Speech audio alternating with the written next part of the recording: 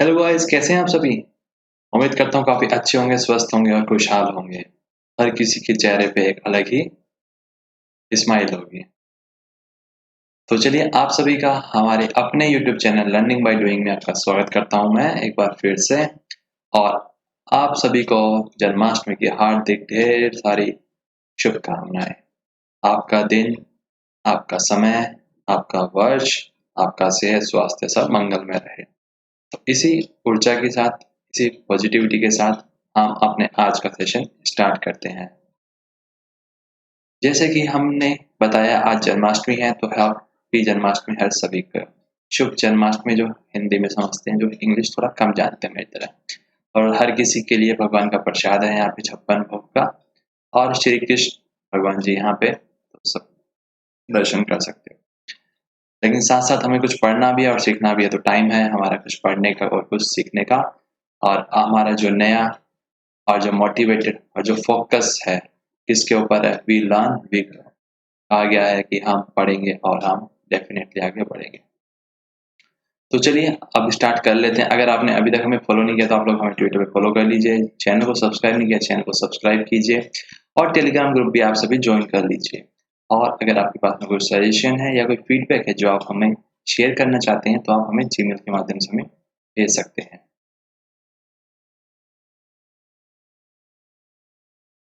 तो बात कीजिए आज के मोटिवेशनल कोट और श्री कृष्ण द्वारा जो बताए गए हमें काफ़ी सारे जो महत्वपूर्ण ज्ञान है, उनमें से एक ज्ञान मैंने यहाँ पे लिया है, क्योंकि हर किसी के जीवन में भगवान की जो उपदेश हैं, जो वचन है, उसको अपनाने की कोशिश करनी चाहिए, क्योंकि हमें उससे काफ़ी कुछ ज़्यादा सीखने को मिलता है। फल की अभिलाषा छोड़कर कर्म करने वाले व्यक्ति ही अपने जीवन में सफल होते हैं। कहा गया है आप हमेशा अपने कर्म के ऊपर ध्यान दो, जो उसके रिजल्ट आएँगे उसके ऊपर नहीं। अर्थात जो आप पढ़ाई कर रहे हो, पढ़ाई करते रहो, अपनी जी जान लगा दो, जो रिजल्ट आएगा पॉजिटिव ही आएगा। नेगेटिव सोचते ही क्यों? उसी प्रकार से जो भी आप कोई भी काम करो, चाहे एग्ज़ाम का हो, चाहे आपका पर्सनल काम हो, चाहे एक्स वाई जेड कोई आपका ऑफ़िस का काम हो, हर किसी काम को इस प्रकार से करो कि उसमें आपकी पूरी जी जान लग जानी चाहिए कि इतनी जो कैपेसिटी है आपकी, आप उसमें पूरा 100% अपना दो।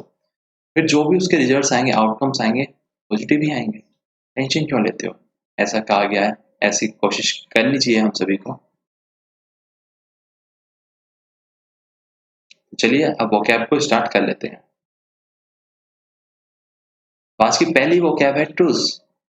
का मतलब है युद्ध विराम का एक संधि, मतलब एग्रीमेंट होना कि अब आगे से लड़ाई झगड़ा हम नहीं करने वाले। उसके लिए इसको यूज़ करते हैं truce. An agreement between enemies or opponents to stop fighting or arguing for a certain time। कुछ समय के लिए जो लड़ाई झगड़े हैं और जो तर्क वितर्क हो रहे हैं, वाद विवाद हो रहा है, हम उसे रोक रहे हैं। सेकंड है एंड्योर, मतलब सहना, किसी चीज को झेलना, सहना। जैसे कहते हैं ना, मैं तुझे झेल रहा हूँ या तू मुझे झेल रही है, उसी सेंस में एंड्योर मतलब कि वो आपको झेल रही है। आप इस प्रकार के इंसान हो, सोचो कैसे होगा। तो आगे से सहना, झेलना को मत बोलना, बोला आई एम एंडेयरिंग यू, कि मैं तुझे झेल रहा हूँ, देख ले, मेरे अलावा तुझे और कोई नहीं झेल पाएगा। क्या बनते हैं ना, मैंने आपको बहुत सुनाई है। सफर समथिंग पेनफुल और डिफिकल्ट पेशेंटली, काफी सहनशीलता के साथ आप उस दर्द को, उस परेशानी को झेल रहे हो, सहन कर रहे हो। फैक्शन मतलब होता है दल, a small organize dissenting group within a larger one, specially in politics. खास तौर पे बताया जा रहा है कि ये क्या होता है, राजनीति के अंदर ज्यादा होता है कि जो बड़े बड़े जो दल होते हैं उसके, उसी में से कुछ लोग एक अपना छोटा दल और गुट बना लेते हैं, तो उसे हम कहते हैं फैक्शन। मैंड मतलब सुधार, रिफॉर्म, यानी किसी चीज में इंप्रूवमेंट आना, इम्प्रूव एन अनप्लीजेंट सिचुएशन। जो स्थिति पहले बुरी थी, अब उसमें पहले से कुछ हद तक सुधार दर्ज किया गया है। क्राइसिस मतलब संकट, समस्या, परेशानी। एक टाइम ऑफ इंटेंस डिफिकल्टी और डेंजर, की ऐसा समय जहाँ पे बहुत सारी समस्याएं हैं और जो खतरा है। ब्लॉन ओवर, ये एक प्रकार की फ्रेजल वर्ब है। इसका यूज का किया जाता है किसी भी चीज को जब हम खत्म करने वाले होते हैं, जिसके अगर यह हमने कोई चीज खत्म कर दिया लेकिन जिसके क्या गंभीर परिणाम हो सकते थे लेकिन वो नहीं हुए, यानी जो युद्ध हुआ वो हमने खत्म कर दिया बिना किसी ज्यादा नुकसान हुए। जल्द खत्म हो जाना, it ends without any serious consequences. Reiterate मतलब दोहराना, फिर से जो चीज पहले बताई गई है उसने फिर से रिपीट करी है। से समथिंग अगेन और a number of times typically for emphasis और क्लियरिटी। हो सकता है या तो वो उसके ऊपर फोकस करना चाह रहे हैं और या फिर वो उसके प्रति आपको क्लियर करना चाह रहे हैं चीजें। स्टैंड ऑफ, मूव और कीप अवे, मतलब जो बातें थी गतिरोध का जो मुद्दा था, अब कीप अवे, अब हम उससे दूर हट चुके हैं, यानी अब वो नहीं रही है, अब वो हम छोड़ चुके हैं। सेल्फ डिस्ट्रक्टिव, आत्म विनाशकारी, कहा जा रहा है आपके खुद के ऐसे कर्म हैं कि आप खुद ही अपने विनाश की ओर जा रहे हो। तो अब आप सोच लो किस प्रकार के आपके कर्म हैं। डिस्ट्रॉइंग और causing serious harm to oneself, कहा जा रहा है या तो तबाह कर रहे हो खुद को और या खुद ही को कुछ ज्यादा नुकसान पहुंचा रहे हो और किसी को नहीं पहुंचाने वाले। तो इसलिए अभी भी समय है, जाग जाओ यारे मोहन, जाग जाओ, जाग जाओ, इश्क विश्क बाद में पिघल लेना। अनसस्टेनेबल, अक्षणीय, not able to maintain at a current rate और लेवल, कि जो हमें एक चीज लगातार बरकरार रखनी चाहिए, जो लेवल है, अगर हम 100 की स्पीड से चल रहे हैं तो कॉन्स्टेंटली हमें 100 के आसपास ही रहना चाहिए, लेकिन हम उसे मेंटेन नहीं कर पा रहे हैं, तो उसे हम कहेंगे अनसस्टेनेबल।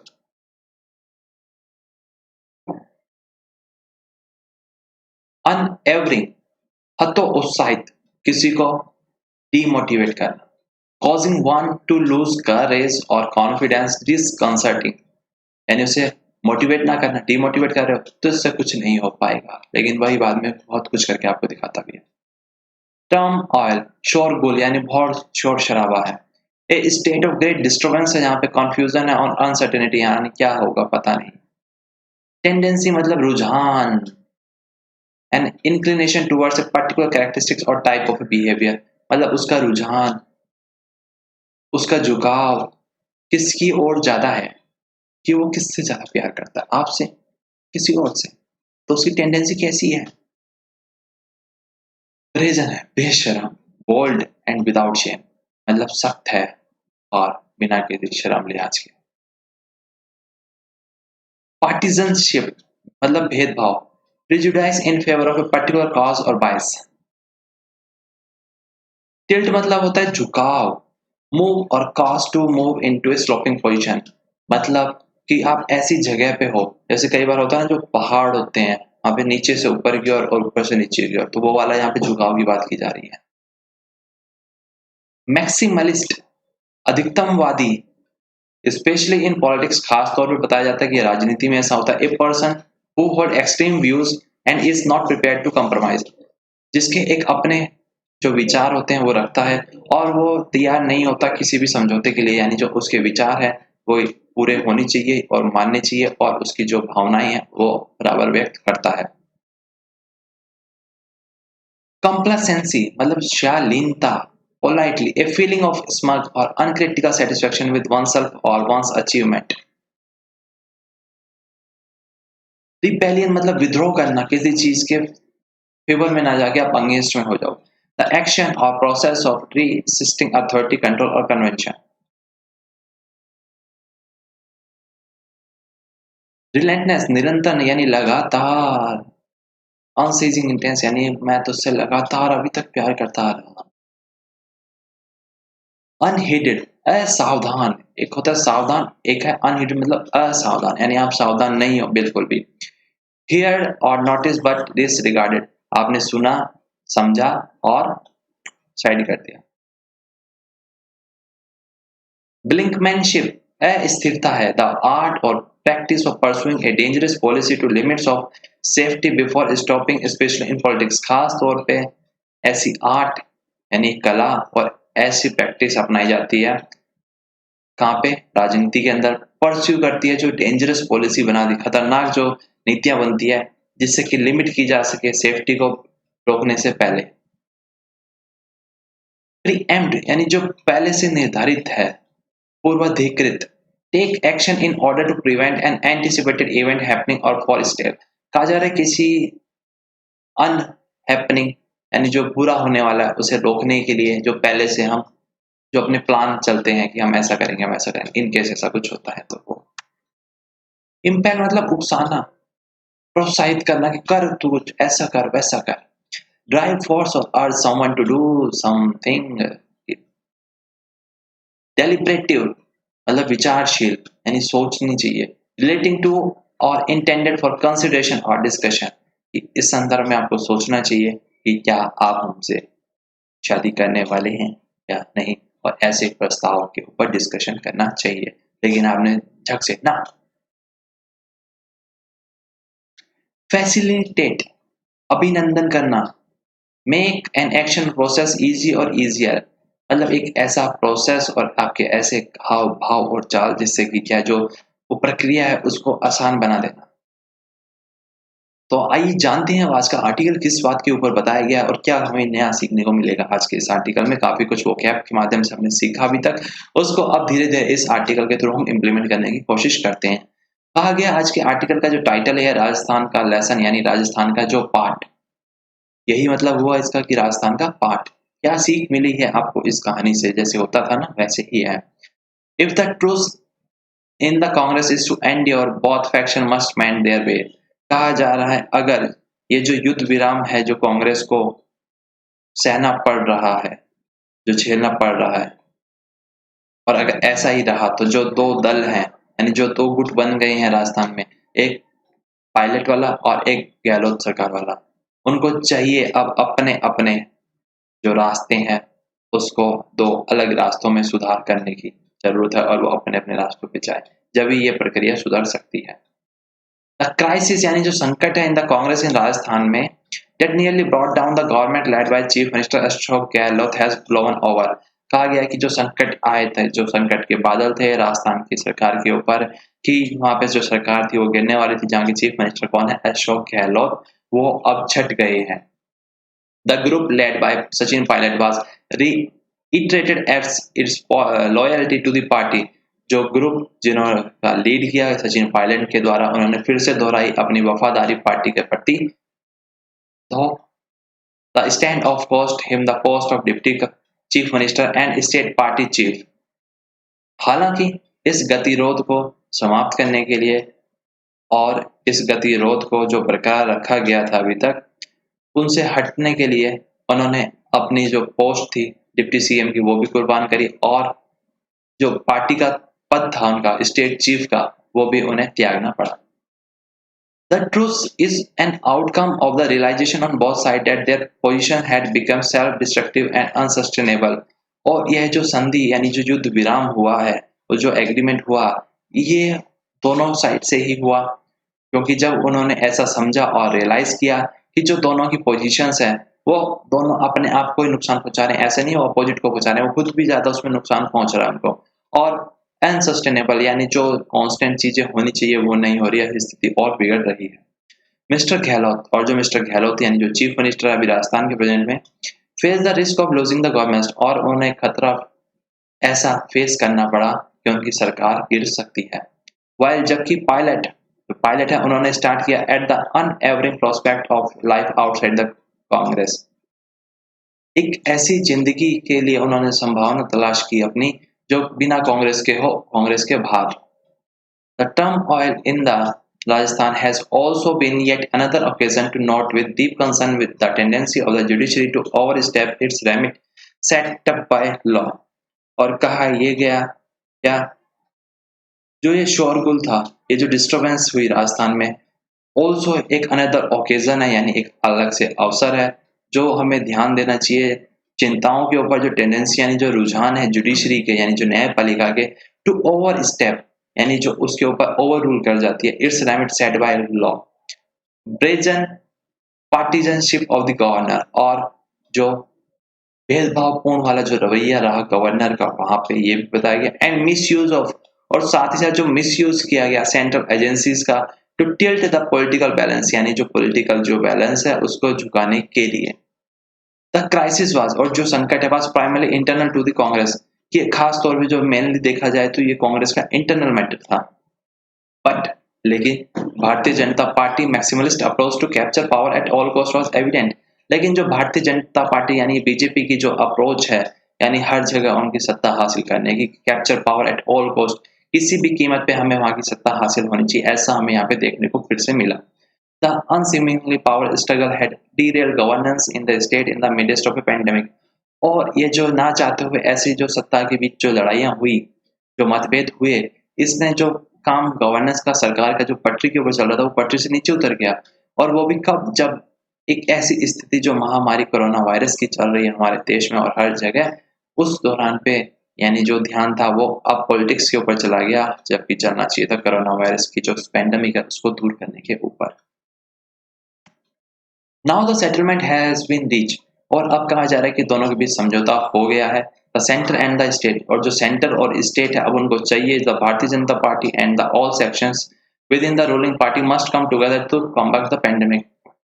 जो भारतीय जनता पार्टी है और जितने भी उसके सेक्शंस हैं with in the ruling party, यानी जो वहां पे रूलिंग पार्टी कर रही है, यानी राजस्थान में जो कांग्रेस की पार्टी है, दोनों को साथ मिलके अब लड़ना है किससे? महामारी से, एक साथ एकजुट होकर, जिससे कि जो कोरोना वायरस की जो महामारी हमारे देश में फैल रही है उसको अब हम रोक सकें और उसके ऊपर काबू पा सकें।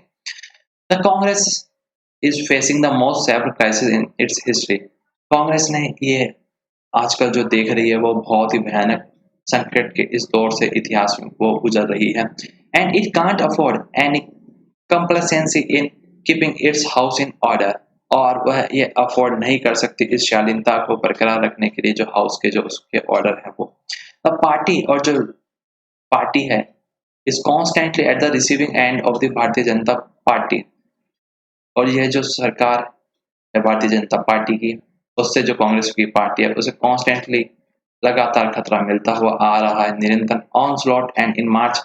और इसी कारण से उसने मार्च में क्या है, गवर्नमेंट खो भी दी मध्य प्रदेश में, कांग्रेस की सरकार जहां पर थी पहले, which it had von in 2018 along with Rajasthan and Chhattisgarh. 2018 के जो चुनाव हुए थे वहां पे राजस्थान, छत्तीसगढ़ और मध्य प्रदेश में कांग्रेस की सरकार बनी थी, लेकिन मार्च 2020 में वहां पे बीजेपी की सरकार आ गई, कहां पे? मध्य प्रदेश के अंदर। According to mister Gehlot on admission, अगर मिस्टर गहलोत की जो बात की जाए, उन्होंने जो खुद स्वीकारा है और जो माना है, there was no communication between him and Mr. Pilot ever since the formation of the government in 2018, कि कोई भी संचार का माध्यम हमारे बीच में नहीं था 2018 से लेके अब तक।